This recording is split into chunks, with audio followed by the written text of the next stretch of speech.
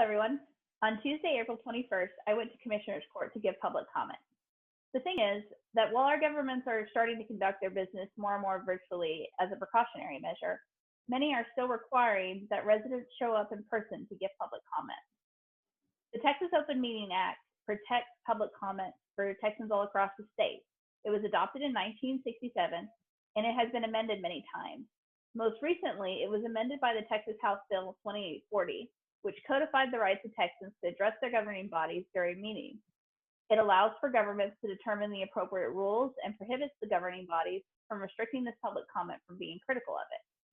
Basically, telling your governing bodies like city councils and county commissioners' courts, you have to let the public speak, but the council or court can determine the amount of time the public is given and the rules around it. In Williamson County, public comment has been used to bring issues to the commissioner's court that many in the public might feel would otherwise be ignored.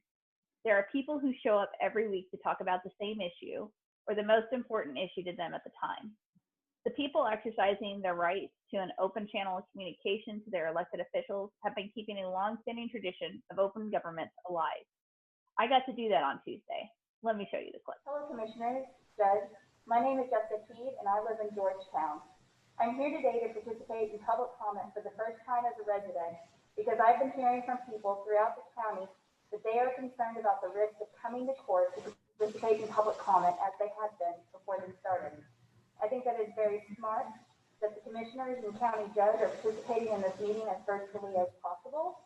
I have truly enjoyed watching the county adapt their technical capabilities with the mission to continue to serve the county safely. I commend our IT department for the hard work they've been up to, and I understand all too well the work involved in deploying the solutions that have been deployed and training everyone to be able to use them properly. It truly is impressive what the team has accomplished. The tools that you are using to help create physical distance between public and the people that are needed to keep things moving will continue to be useful and help us be more effective than we ever have been in service to the county. I strongly encourage the Commissioner's Court to lean on IT again and work with them to come up with a path for public comment that would allow residents to participate from home, either live or through submitted video. The quiet from the public that you've heard in the last few meetings comes not from the lack of things to say, but a fear of showing up to say them. I am confident that there are several good solutions available to our IT department, and I think that they have been demonstrated here today. And I hope that given the proper solution that this court, with the help of counsel, will be able to make the tool available in addition to the ability to come to the courthouse. That way we continue to expand access to our county government. I'd also like to point out that if people do show up at the county court to give public comment, that public comment happen at item number 3 instead of item number whatever we're now currently on. 40, 46, 42, and 41 were all moved ahead of public comment today while we waited. I hope that everyone continues to show their love for their neighbors by staying home and staying safe. Thank you. It's important to note some governing bodies are starting to implement measures to include the public in meetings virtually.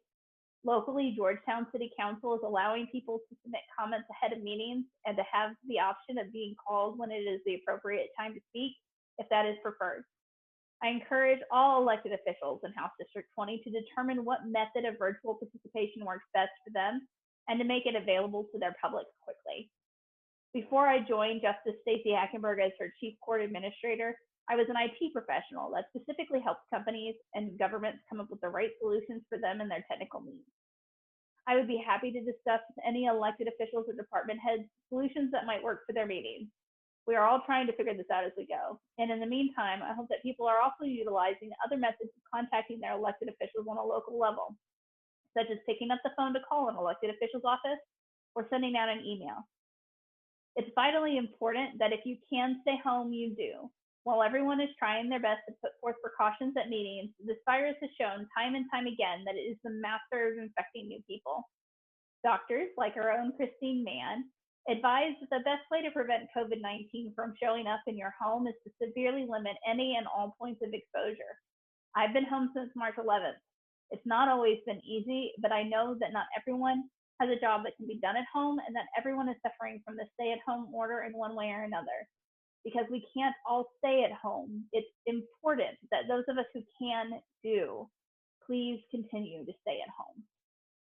While I've been excited to see many organizations step up to help their communities, another avenue for help is my COVID-19 page. I've got a sign-up form for people who need help and for people who want to help their neighbors in need. We've been pairing people up, and I've been able to talk to people throughout the district about their troubles and concerns. We will continue to do that as a campaign. This is what the fight is all about. This campaign isn't just get Jessica into the house. It's about helping our neighbors and living the values of friendship and integrity that Texans hold dear.